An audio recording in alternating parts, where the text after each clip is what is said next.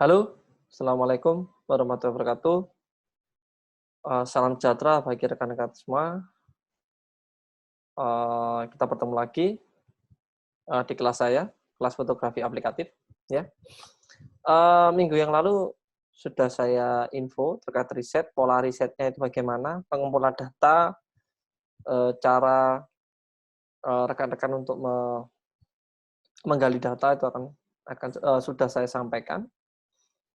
Hari ini saya akan menyampaikan secara detail bagaimana sih sebenarnya Eee, pola yang kita anut dalam proses, eee, pendelegasian, mulai dari pengumpulan data, ketemu keyword, hingga ke implementasi visual. Nanti akan ada studi kasusnya juga, eee,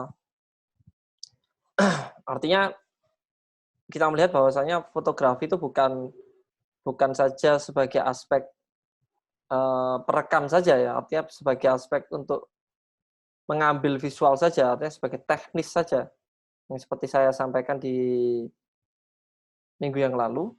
Tapi aspek fotografi ini lebih ke arah, eee, bisa kita creating menjadi aspek utama, ya aspek utama. Bagaimana cara cara visual itu bermain. Semakin paham kita dengan fotografi, maka semakin paham pula kita dengan tata cara dan pola yang sesuai untuk, komunikasi visual. Eee, pada umumnya memang fotografi itu memang dibuat secara umum untuk komersil. Memang bukan menutup kemungkinan fotografi itu tidak digunakan secara komersil pula seperti minggu lalu saya sampaikan. Ada untuk riset, untuk penelitian, untuk pengumpulan data, untuk analisis, sumber analisis, tapi tidak menutup kemungkinan itu juga dibuat komersil. Karena perangkat daripada, fotografi itu memang untuk itu, ya. Namun bagaimanakah kita memahami secara alur dan teknisnya, fotografi itu dalam keilmuan DKV? Gitu ya. Ada fotografi yang digunakan untuk keilmuan, jurnalistik, ya. Ada untuk fotografi untuk keperluan, akademis, ya. Nah, yang di sini untuk keperluan komersil, ya. Baik, saya share file saya. Oke. Baik, saya share. Nah, oke.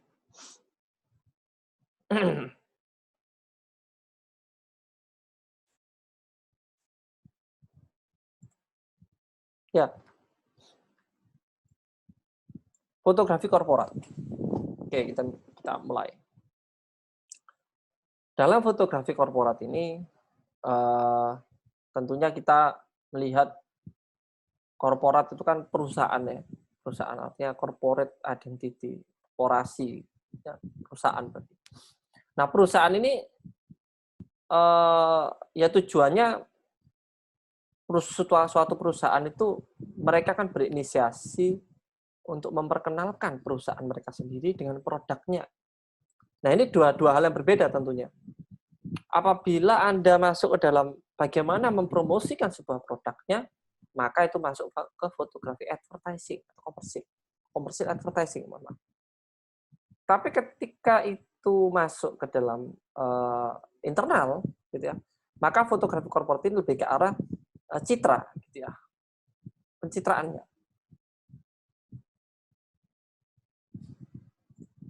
Baik. Ini ada tahapan, saya bagi ada 5 chapter di sini, ada pengertian umum, ada pola fotografi korporat, ada riset dan pendalaman datanya, ada studi kasusnya, pemilihan lokasi, dan sumber cahaya.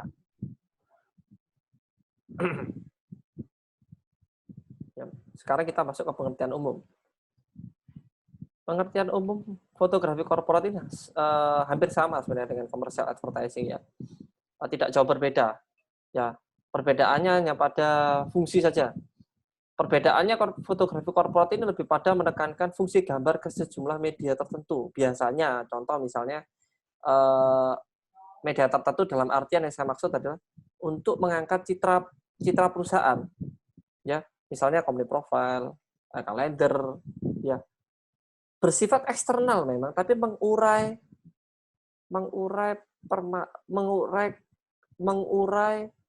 eh, suatu aspek internal perusahaan. Tapi kalau advertising dia lebih ke arah komersial yang eksternal. Contoh misalnya produknya, jasanya yang dijual keluar. Ayo beli jasa saya, ayo pakai jasa saya, ayo beli produk saya, ayo memakai produk saya. Ada sisi persuasif di situ. Tapi kalau fotografi korporat ini dia lebih pada citra ya, dia tidak mempersuasif, tapi dia mempertegas brand gitu. Mempertegas, nanti ada contohnya. Ya, yang sering muncul ada 4 biasanya. Ya, fotografi korporat itu fungsinya ada 4 kalau menurut pengamatan saya selama saya bekerja di sini ada 4 biasanya. Pertama adalah foto industri, ya. Dia ngomong tentang proses kerja suatu perusahaan. Ini tidak pakem, 4 ini hanya pengertian saya saja. Foto industri, proses kerja suatu perusahaan atau aktivitasnya. Ya. Yang kedua adalah personal fotografinya. Personal fotografi artinya dalam arti yang saya maksud personal fotografi ini adalah sosok yang ingin difoto.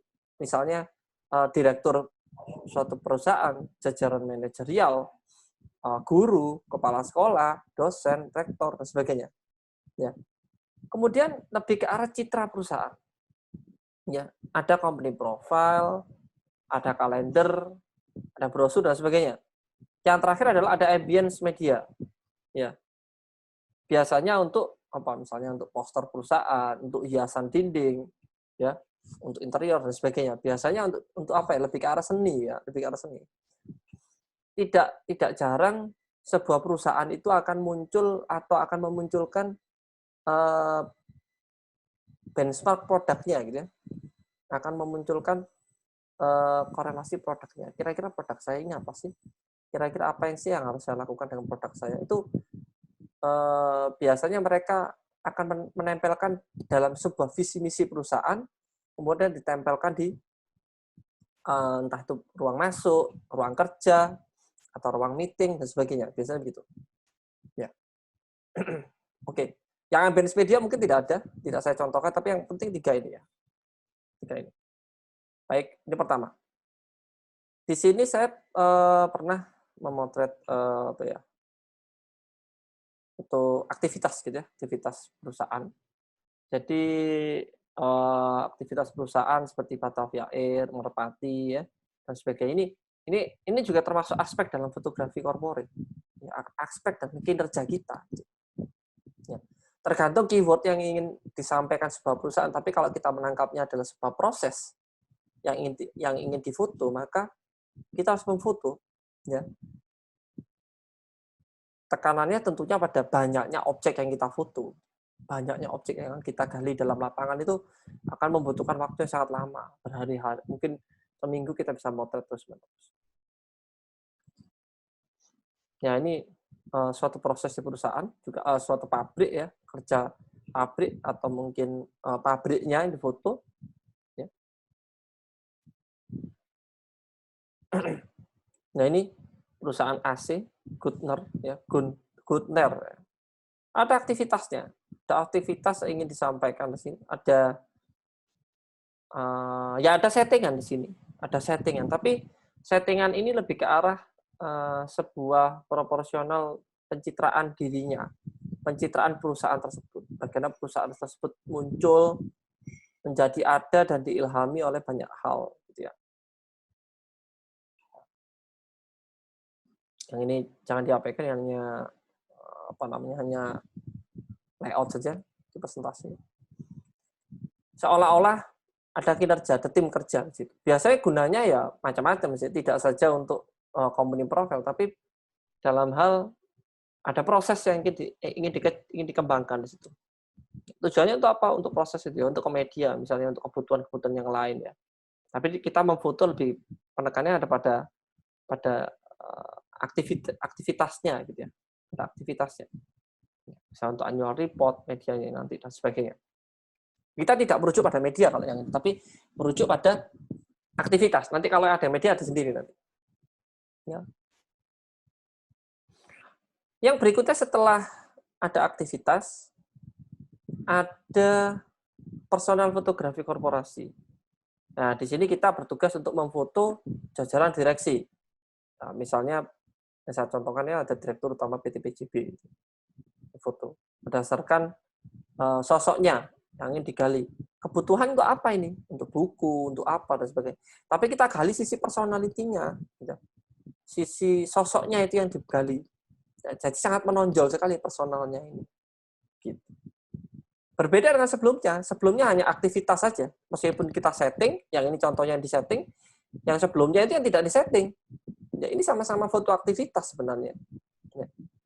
Ya nanti pastinya akan diimplementasikan ke media, namun media belum tentukan biasanya. Tapi karena kita punya aktivitas yang direkam, kemudian perekaman itu harus bagus, maka kita caranya ya kita lihat di lapangan, kemudian kalau tidak ya kita setting.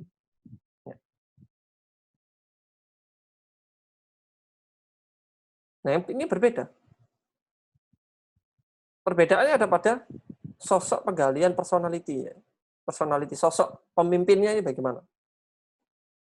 Ya, jajaran direksinya bagaimana. Ya. Direktur utamanya, direktur operasionalnya, ya, direktur marketingnya bagaimana. Ini masing-masing itu punya determinan dan punya gaya sendiri-sendiri gitu ya. Sehingga kita gali dan kita munculkan dalam sebuah media nanti kalau memang ada medianya ya. Kita tanyain dulu medianya apa nih Pak? Ya. Tapi kita tidak memunculkan sosok ini sebagai apa ya? Berbeda kalau kita misalnya ada pekerjaan company profile gitu ya. Maka objek itu akan mengikuti. Tapi kalau untuk personality itu biasanya personalnya yang difoto. Ya, personalnya kita foto. Jadi medianya terserah mereka. Ya, ada perbedaan mendasar sih. Nah, ini di PT Doc perkapalan sebelum mereka apa namanya melaunching sebuah kapal, gitu ya. Melaunching sebuah kapal maka perlu ada foto foto tim direktur. Mereka memang disetting kotor gitu ya, disetting seperti pekerja gitu ya. Dan bahwasanya mereka memang benar-benar di lapangan tim teknis itu jika Anda bekerja di PT Doc memang Anda akan dituntut pada karakteristik tim teknis. Tim teknisnya siapa nih? Gitu ya. Oh, tim teknisnya adalah salah satu ada pegawai, ada ini dan ada direktur. Gitu ya. Nah, ini direkturnya yang dibutuh juga. Kebutuhannya sama, ya. Untuk nanti event penyambutan, ketika untuk video, ya, untuk diskusi dengan stakeholder. Ini kan kapalnya stakeholder nih. Stakeholder punya kapal nih, ya, dipercayakan pada mana? Dipercayakan kepada PT Doc dan Perkapalan, kemudian PT Doc akan memberikan report. Nah, report itu tentunya butuh pencitraan. Ya, pencitraan itu sah-sah saja. Dalam sebuah perusahaan korporasi sah-sah saja pencitraan. Justru malah suatu perusahaan jika tidak merawat citranya ya pasti turun di mata masyarakat. Ya. Sama seperti Anda seorang mahasiswa tidak pernah berprestasi, tidak pernah muncul, tidak pernah berorganisasi, tidak pernah branding Anda jatuh, ya brandingnya jatuh. Pencitraan perlu dalam sebuah perusahaan apalagi perlu, ya sifatnya wajib gitu ya. Kewajiban ini tentunya menular pada sistematika mereka berdiskusi, berkomunikasi pada stakeholder-nya, ya, melalui apa salah satunya melalui fotografi. Nah, ini juga personal direkturnya PT Doc Linci, ya. Oke, lanjut saja. Ini juga sama, eksplorasinya juga merujuk pada sosok yang muncul juga digali, gitu ya. Dalam korporasi mungkin saja sosok direktur itu menjadi sosok yang sentral, sehingga perlu digali kedalamannya, karakteristiknya. Yang berikutnya adalah citra korporat, ya. Citra korporat ini secara media, gitu ya, yang menampilkan secara media. Ya. Tekanannya ada pada memfoto secara semiologi untuk keperluan citra perusahaan. Semiologi itu apa sih? semiologi ini tentunya merujuk pada hal-hal yang mungkin saja kita kenal sebagai simbol-simbol, sosok, semiotika. Kita lihat di sebelah kiri ini ada anak yang berlari, seolah-olah gembira sekali gitu ya, seolah-olah gembira sekali, menyenangkan sekali. Anak-anak yang melihat separuh ini seolah-olah juga mengesankan bahwasanya dia nyaman sekali di Garuda ini. Dia naik Garuda itu sangat nyaman. Maka dia bisa main peta umpet. Ini memang semiologi namanya. Semiologi atau semiotika. Nah, dalam citra korporasi ini kita memfoto karena ada sumber medianya, ya, karena ada sumber medianya. Contoh company profile, project company profile, project calendar, project annual report. Maka ketika kita memfoto, kita nggak bisa memfoto hal-hal yang mungkin saja sifatnya sama seperti ini, nggak bisa. Ya, ini nggak bermain semiotika, tidak bermain semiologi, ya, tapi bermain proses, ya, proses, bermain personality, ya. Sedangkan ini bermain semiologi, rekan-rekan. Bermain semiologi ini harus dipahami, ya. Loh, kok bisa ini apa turbinnya pesawat kok separuh tok di foto itu? Maksudnya apa? Nah, ini ada semiologi, ada estetik yang ingin disampaikan di sini, ya. Dan sebagainya. Yang paling kentara saya ambil dalam contoh adalah dua gambar ini, ya. Dua gambar si anak yang melihat dan si anak seolah-olah terbang ke bapaknya. Bapaknya menyambut di depan. Ini semiologi, kita bermain semiotik. Ada simbol-simbol yang ingin ditekankan, dikomunikasikan. Ya, kita tahu bahwasanya simbol-simbol itu akan membentuk sebuah pesan dalam kepala kita, pada para pembaca. Siapa sih yang baca company profile itu? Company profile-nya Garuda Indonesia, siapa yang baca? Ya stakeholder-nya, ya pemberi investor, pemilik modal, pemilik saham, atau mungkin partner kerja gitu ya, dan sebagainya, perusahaan, ya presiden mungkin, sehingga semiologinya harus bagus, ya, harus sopan sebagainya.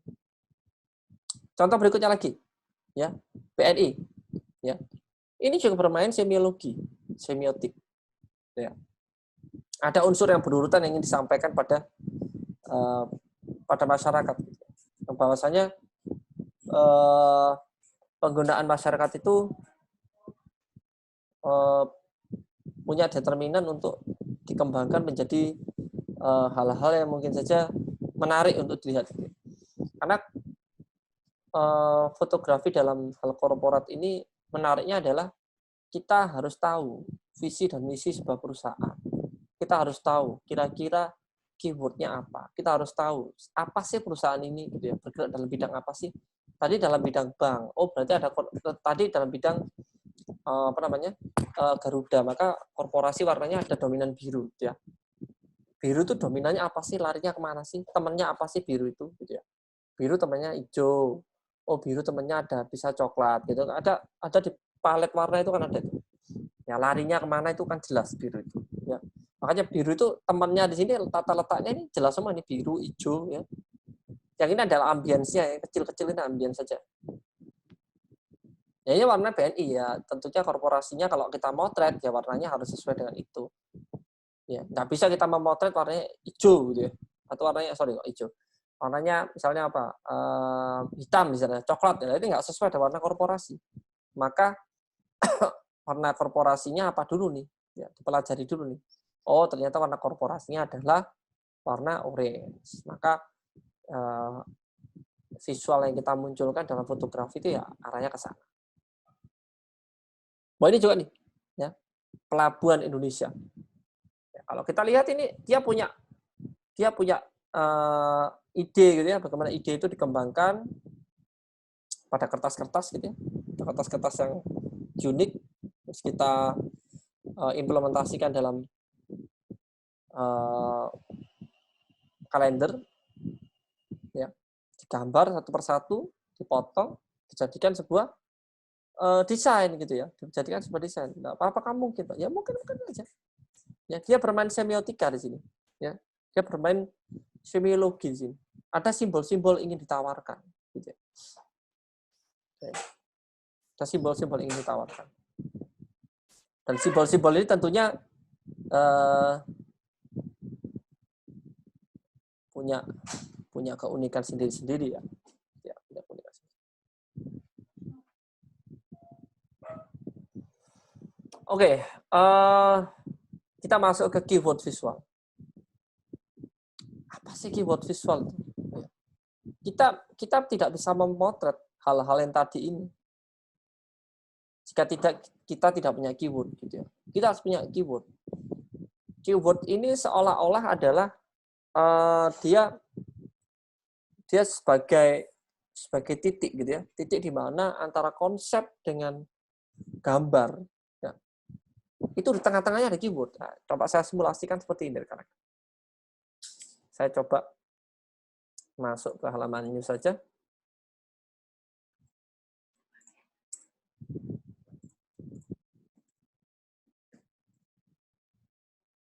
Oke.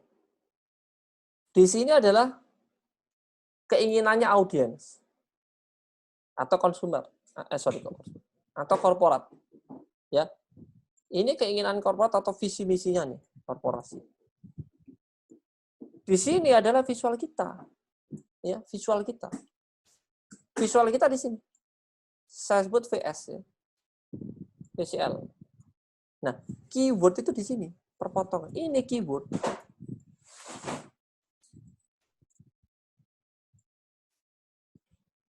Oke, ini keyword.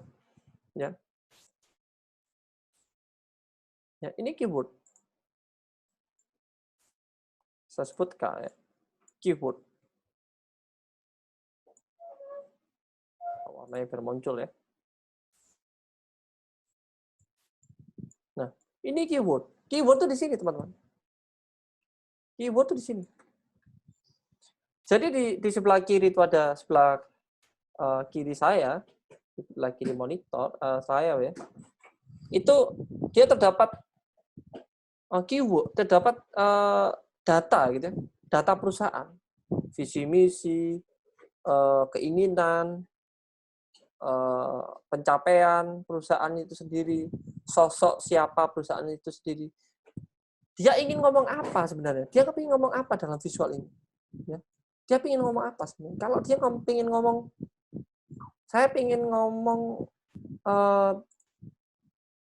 ngomong sebagai perusahaan yang sangat humanistik misalnya gitu.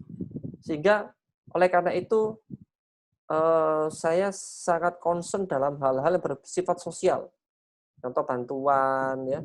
Contoh saya akan sangat concern dalam hal pendidikan misalnya gitu. Untuk mensejahterakan masyarakat, untuk mensejahterakan anak yatim dan sebagainya. Ini bisa jadi visi dia yang terlampir gitu loh. Dan ini harus ada diskusi. Kita nggak bisa menentukan keyword tanpa diskusi dengan korporat. Gitu ya. Kita tidak bisa. Nah, diskusinya tentunya ada dua kalau dalam kasusnya Anda. Pertama adalah melakukan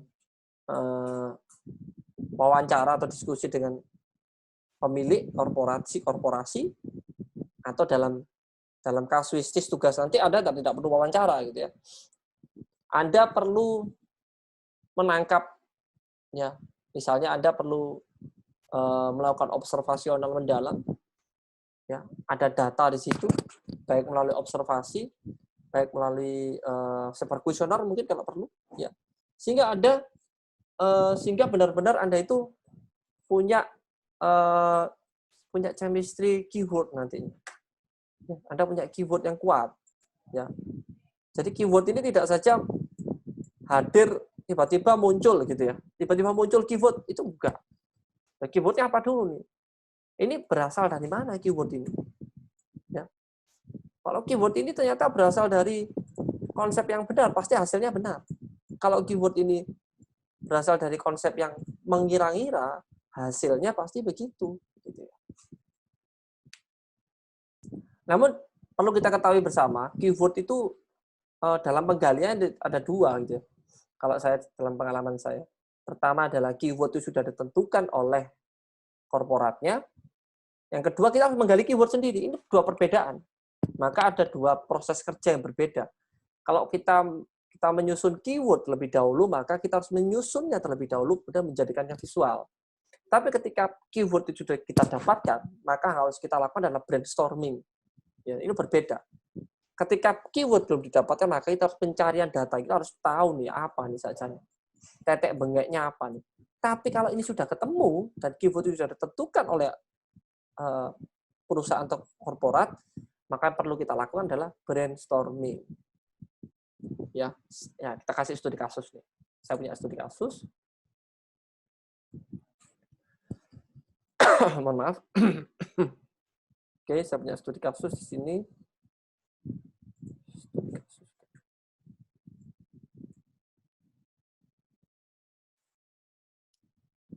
Ya. Keyword ini akan mengarahkan kita pada visual, membentuk stigma visual hingga simbol-simbol visual ketika kita memfoto. Kalau kita punya keyword itu jauh lebih mudah. Kalau enggak kayak susah ya. Kita mau foto apa nih? Keywordnya apa sih? Koridornya apa sih? Gitu ya. Tapi kalau ada keyword kita punya koridor. Oke, ini ada studi kasus. Dimana studi kasus ini adalah sudah tentukan oleh perusahaan. Keywordnya adalah tinggal landas. Ya, tinggal landas. Jadi tinggal landas itu kan bermakna theoretical. Kalau saya cari di kamus bahasa Indonesia, tinggal landas itu adalah sesuatu yang pergi gitu ya, sesuatu yang berjalan, sesuatu yang kalau saya dapat dikatakan ditinggal gitu, dia meninggalkan sesuatu dan move forward gitu ya, maju ke depan, bukan mundur atau bukan turun, tapi dia maju tapi meninggalkan sesuatu hal yang lain. Jadi dia naik ke atas, tinggal landas itu. Ya, tanpa memperhatikan nanti selesainya di mana, tapi dia sudah go gitu ya, sudah go gitu ya. Ini sudah waktunya go gitu ya. Oke. Itu yang saya sampaikan bahwasanya ada perbedaan mendasar apabila kita tidak memiliki keyword atau kita memiliki keyword. Nah, kasuistisnya ini kan memiliki keyword, sama seperti kasuistis tugas Anda, keyword sudah saya tentukan. Ya, keyword sudah saya tentukan dan saya sudah ada riset mendalam terkait hal itu, sehingga saya bisa menentukan keyword-keyword yang sekiranya kredibel gitu ya, yang sekiranya sesuai dengan visual nanti yang Anda hasilkan. Ya, jadi keywordnya sudah ada, keywordnya sudah muncul dan sudah saya tentukan. Maka yang harus dilakukan apa? Brainstorming. Ya. Brainstorming ini beda dengan pengumpulan data. Kalau brainstorming berarti kita menggali data. Ya, menggali data yang sudah ada untuk langsung ke arah visual. Ya. Ya, kita perlulah kalau namanya brainstorming itu ya kita harus mencari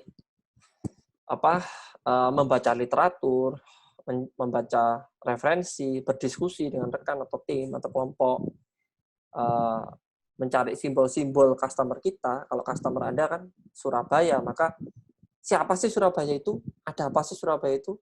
Ya, dan itu didalami, ya, sehingga kasuistis kota Surabaya itu nyambung dengan apa yang Anda gambar nanti, apa yang Anda foto nantinya. Gitu ya.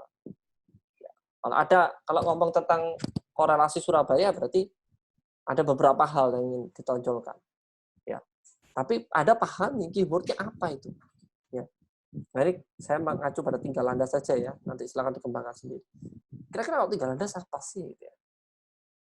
Nah ini perlu ada pendalaman juga dalam hal misalnya perlu Anda gali dalam pohon ide. Anda masih ingat nggak dengan pohon ide yang di kelas metodologi itu ya? Ada namanya taksonomi ya, metode taksonomi. Metode taksonomi tentunya untuk menggali ya, untuk menggali secara umum gitu ya.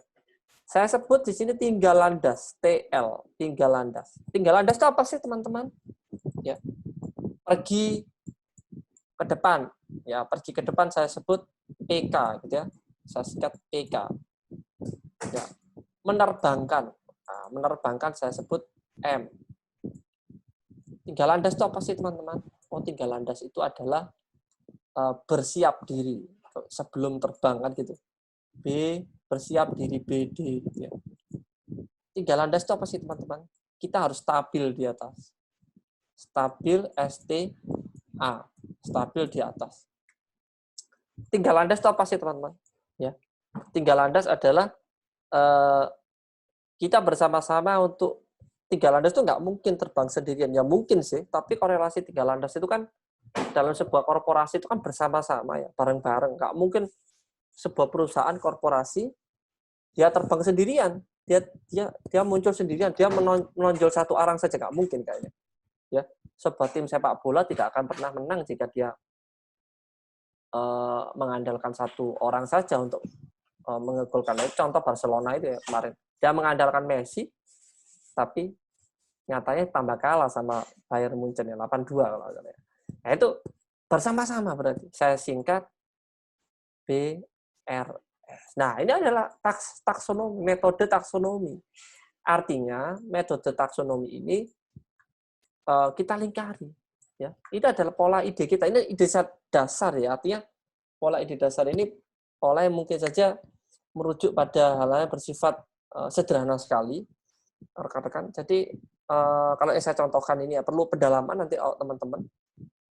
Apa sih yang dimaksud Pak Bayu dengan taksonominya? Anda coba lihat, buka di buku riset desain halaman saya lupa ya. Coba saya lihat, mungkin saya bawa bukunya tentang taksonomi. Nah itu Anda gali itu taksonomi. Apa sih yang dimaksud dengan taksonomi? Taksonomi itu Anda punya determinasi, Anda punya Anda punya penggalian data yang lebih kuat di situ. Jadi tidak bisa gambar itu tidak mencerminkan keyword-nya. Ya. Jadi cara memecahnya ya begini. Ya, kita harus punya taksonomi tadi. Atau dalam bahasa lain namanya pohon ide gitu ya. Jadi pohon ide itu kan banyak, ini dipecah lagi. Ini apa sih artinya? Ini apa sih artinya? Jadi kita juga sama. Apa sih filosofi dalam tiga landas itu? Gitu ya. Apa sih filosofinya? Apa sih konteks yang terkait di situ? Nah, itu perlu referensi. Ya, perlu referensi. Kita perlu baca buku. Kita perlu mendalami literatur. Kita perlu mendalami sosok gambar yang benar-benar memberikan citra yang kuat pada Surabaya itu apa sih sebenarnya gitu ya. Oke.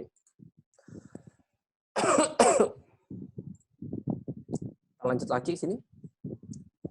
Maka rekan-rekan, setelah kita punya riset brainstorming ini, saya memiliki konsep itu tadi ya, menerbangkan bersama-sama, berproses bersama-sama, bergerak bersama-sama, menuai mimpi bersama-sama.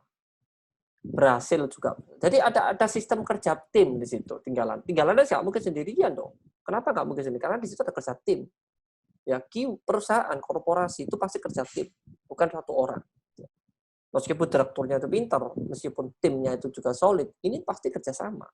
Tidak mungkin berdiri sendiri-sendiri. Sebuah kampus, dosennya jagoan, fakultasnya nggak bagus, pasti nggak equal gitu ya. Universitasnya bagus, kampusnya oke, fakultasnya oke, semua bergerak bersama. Kalau di UPN itu akreditasinya A ya. Karena semua orang bergerak. Kalau ada prodi yang nggak bergerak, ya pasti jatuh, nggak jadi A. Ya. Apa Pak buktinya? Contoh, dosen nggak meneliti, dosen nggak berkarir, dosen tidak nah ini pasti jatuh kampusnya. Mahasiswa yang tidak berprestasi, mahasiswa pasti jatuh. Ya, pasti jatuh. Oke, studi kasus ini menarik untuk saya angkat karena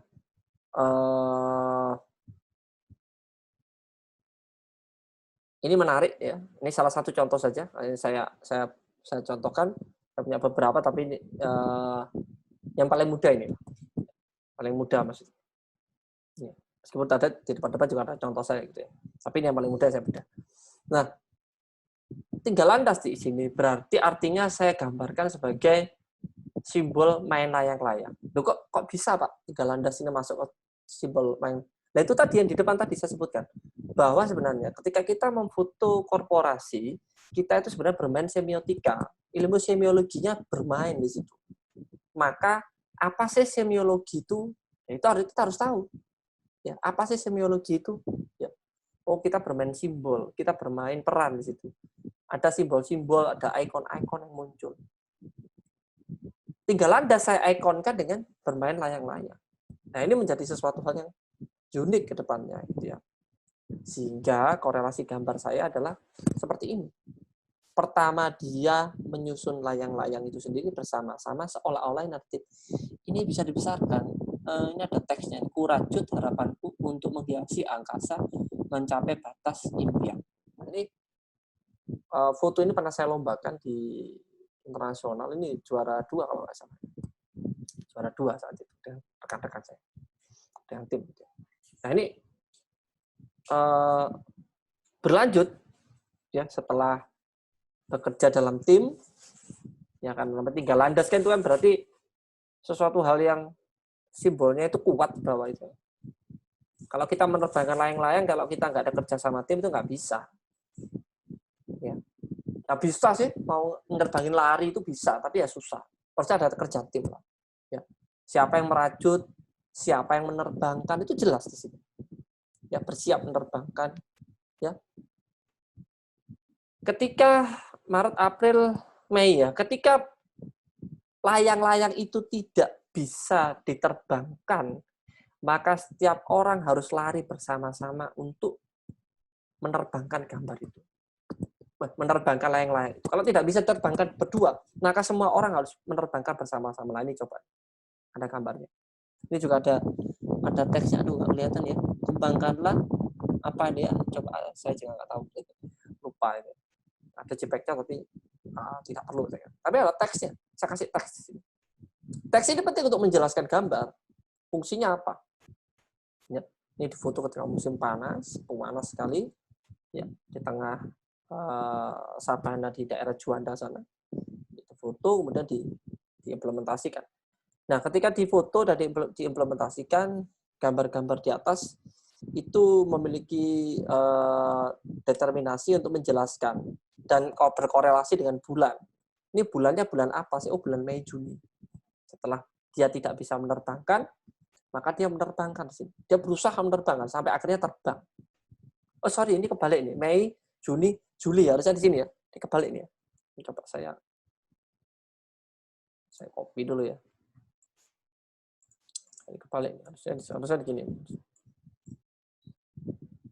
Ya, oke. Harusnya gini nih. Nah, setelah dia terbang bersama-sama, akhirnya terbang nih, bisa menerbangkan, gitu ya.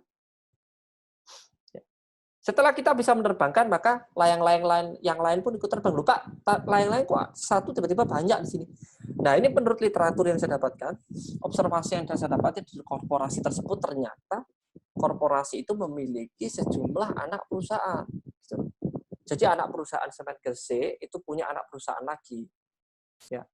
Jadi dia itu PT Swabinagara itu adalah anak perusahaan semen Indonesia atau semen Gresik. Dia memiliki cabang-cabang lagi. Oleh karena itu, ini juga harus tinggal landas juga. Akhirnya difoto. Ya tentunya kalau moto layang-layang ini ya tidak diterbangkan satu persatu, ini digital imaging saja ya. Akhirnya saya terbangin satu, saya foto. Saya terbangin satu. Ya, kalau semua diterbangi sambitan. Istilahnya kalau bahasa Jawa Surabaya sambitan. Sambitan itu ya saling bergesekan ya, pedot semua. Ini belum terbang semua, belum difoto sudah timbul. Nah, orang Surabaya bilang timbul itu kalau misal terputus. Setelah itu kemudian pulang. Ya. Jadi layang-layang ini yang dipakai. Lihat simbolnya layang-layang. Meskipun dia bisa berhasil menerbangkan layang-layang lain di sini, tapi tidak menutup kemungkinan layang-layang ini dipakai. Lupa enggak layang-layang ini saja Pak simbolnya. Ya. Karena merujuk begini, suatu keberhasilan itu tidak bisa saja tidak sesuatu hal itu yang lolos. Misalnya kita punya 7 peluang gitu ya. Bukan saja target kita nomor 5 yang muncul, bisa jadi nomor satu dulu nih yang naik gitu ya. Seolah-olah saya ingin menggambarkan itu. Meskipun dari awal mencoba merajut ini gitu ya, mencoba menerbangkan yang lain, tapi dalam kenyataannya ya yang diterbangkan itu bisa jadi bukan yang nomor 1 gitu. Tapi tidak apa-apa, itu lika-liku sebuah korporasi. Itu yang saya baca begitu. Akhirnya dia terbang juga nih gitu ya. Akhirnya terbang juga. Dan akhirnya dibawa pulang. Nah, seolah Desember itu adalah proses evaluasi sebuah perusahaan. Nah, di mana kalau di perusahaan itu ada PJK, di situ ada pelaporan keuangan, itu nyambung. Ketika di awal bulan mereka merajut, ketika di akhir bulan, di akhir tahun, sorry ya, awal tahun mereka merajut sebuah kebersamaan, merajut sebuah mimpi, di akhir tahun dia untuk mengevaluasi, ya, untuk menerbangkan DSO Adil. Apa ini artinya? Saya besar, ya.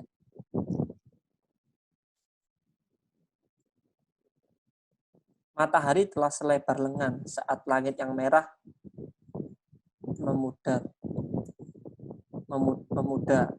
Biarlah angkasa yang bercerita tentang layang-layang yang terbang hari ini dan memimpikannya esok. Nah, ini kata-kata ini tidak muncul begitu saja, ya, tidak hadir begitu saja, tidak bisa. Hadirnya adalah hadirnya sebuah visual itu tidak bisa kalau tidak dipikirkan keywordnya. Nah, keywordnya penting. Ya, keyword itu penting. Jadi Anda memunculkan keyword, maka Anda memunculkan sebuah determinan pesan. Ya, pesan baik visual, visual dan verbal. Ya, dari keyword itu, oke, saya cek ke sini lagi.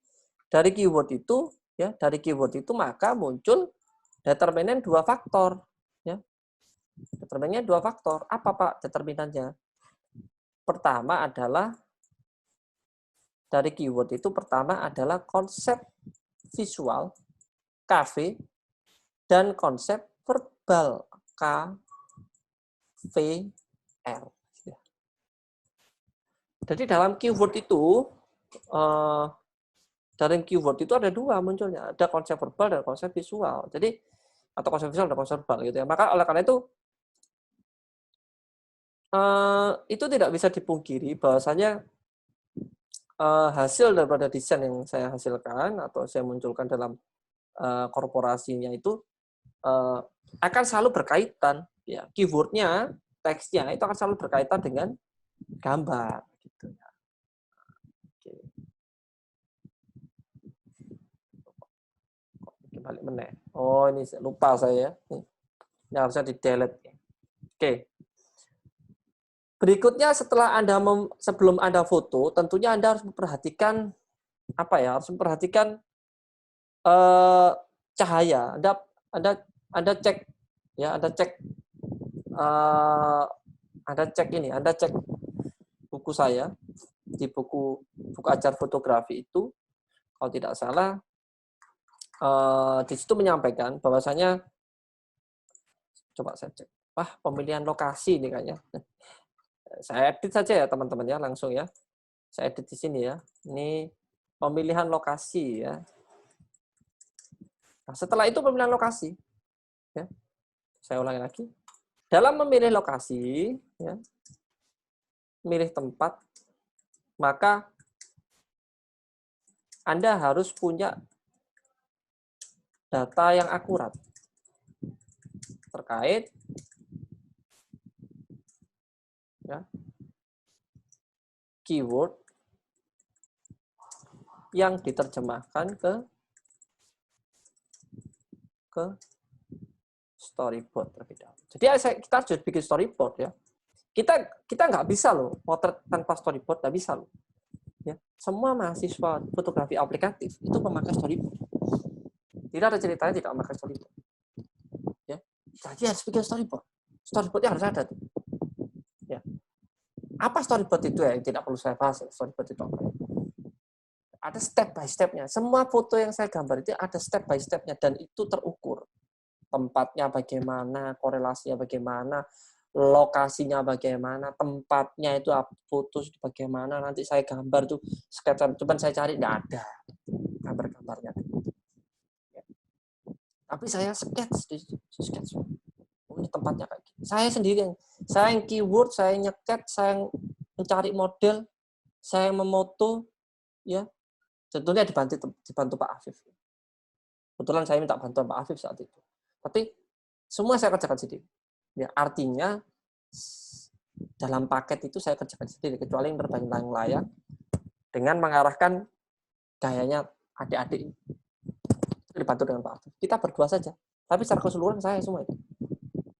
Artinya apa di situ? Kalau saya sendiri saja bisa, artinya teman-teman juga pasti bisa. Ya, pasti bisa. Oke. Berikutnya adalah pemilihan lokasi. Ya, oke, lokasi ini penting ya. Kita tidak bisa mengindahkan bahwasanya lokasi itu akan lokasi gampang lah gitu, nggak bisa itu. Lokasi itu urgent sekali. Saya milih lokasi itu tidak main-main. Saya harus cari tempat yang kurang lebih sama. Saya cari itu di mana saya muter-muter. Ternyata nemu. Setelah beberapa minggu saya muter-muter, oh ternyata nemu di sini. Ya. Oh ternyata nemu di sini. Oh ternyata saya motret di sini aja. Saya ketemu akhirnya. Ya. Oh saya motret studio saja. Itu adalah cara kita untuk mencari tahu tempatnya. Jadi tidak bisa ya kita nggak cari tempat, cari lokasi tiba-tiba salah scan aja lah, nggak bisa begitu. Kita sudah cari cari model, kita cari rekan gitu ya untuk difoto, ternyata hasilnya tidak maksimal. Ini juga tidak bisa. Nah yang terakhir adalah memperhatikan cahaya yang masuk. Nah ini cahaya ini penting ya. Silakan Anda cek di buku saya ya, di buku fotografi ada nggak ya? Mungkin di sini ya. Mohon maaf ya. Saya cari ya, kayaknya mungkin saya lupa taruh mana sih. Anda silakan baca dan cek kembali buku fotografi dasar yang Anda beli ketika Anda semester 3 dulu. Anda cek di situ. Di situ ada keterangan lengkap apa sih cahaya itu, bagaimana memanfaatkan cahaya, bagaimana Anda menggunakan strobis, dan bagaimana menggunakan cahaya indoor. Itu akan jelas sekali. Ya, bagaimana menggunakan cahaya continuous light, bagaimana menggunakan cahaya buatan, bagaimana menggunakan cahaya lilin. Itu saya sebutkan semua. Artinya apa? Dalam penggunaan cahaya, bisa jadi Anda berbeda-beda konsepnya. Anda menggunakan cahaya matahari, Anda menggunakan cahaya lampu, Anda menggunakan cahaya flash, Anda menggunakan cahaya strobis, Anda menggunakan cahaya interior studio. Nah, itu harus diperhatikan. Oleh karena itu begini, cahaya itu penting. Ada bimbingan saya memotret tanpa cahaya. Udah saya suruh kembali. Kenapa Pak? Suruh kembali. Dia tanya ke saya. Kamu nggak punya dimensi. Gambarmu nggak berdimensi. Ya. Cahaya itu ada karena kita, mata kita tuh bisa melihat sebuah objek dan ada dimensi karena ada cahaya. Coba kamu masuk ruang gelap, ada cahaya nggak bisa lihat. Itu adalah filosofi sebuah gambar. Oleh karena itu butuh cahaya. Shadow belakang, cahaya. Ya, cahaya kanan digelapin, cahaya kanan lebih terang, cahaya kiri saya lebih gelap. Ya, cahaya datang dari samping. Ini dimensi. Kita tidak bisa mengindahkan cahaya itu sendiri. Kayaknya enggak mungkin. Ya, cahaya itu harus ada. Dan cahaya itu mau tidak mau harus hadir dalam sebuah korelasi fotografi. Kira-kira begitu rekan-rekan, ya, yang bisa saya sampaikan. Kalau pertanyaan, silakan Anda, kita diskusi di e-learning ya. Bisa kita diskusi di WhatsApp, bisa kita diskusi juga di e-learning juga bisa. Ada kolom chat di e-learning sana. Ya. Tugas Anda tentunya, saya ingin saya cek dulu ya tugasnya apa nih ya.